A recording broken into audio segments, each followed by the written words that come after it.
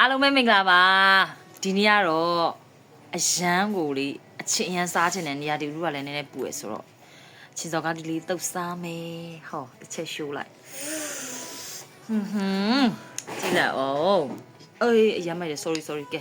စားရှိနေပြီ စားကြပါဦးနော်စားကြပါအောင်ကျွေးပါနော်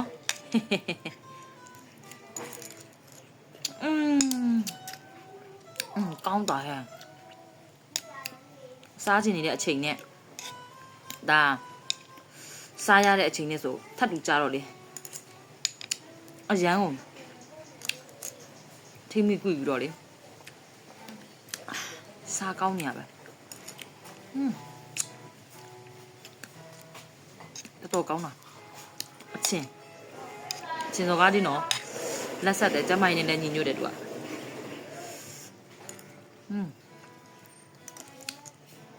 အဆက်ကောင်းလားရှယ်ပဲအိမ်ကတူမလေးပါကောင်းတာဟဲ့ရာဒီဦးကပူနေဆိုရင်းစားချင်းရှင်းတယ်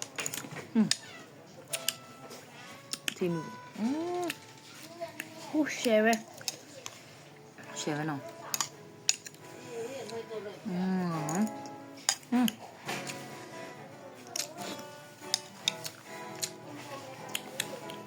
အချင်းက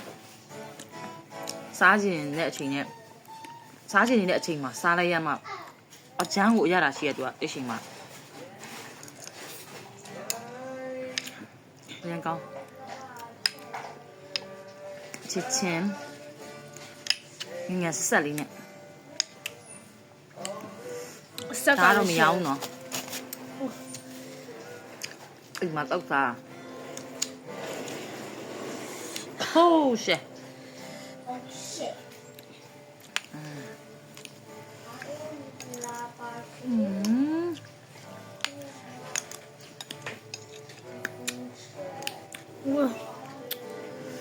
မိုင်နော်ရှယ်ပဲဆက်တာတော့ငိုတော့ငိုချင်တယ်ဆက်လား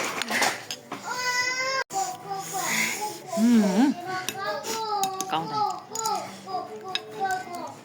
ကောင်းတော့မှာရှယ်ကောင်းရှယ်ထိမိပြီးတော့လေထိမိပြီးတော့ချင်တော့ကားလေးညံလာမသိဘူးထိမိပြီးတော့ချင်ဆက်လေးနားတွေကိုပွင့်ပြီးအောင်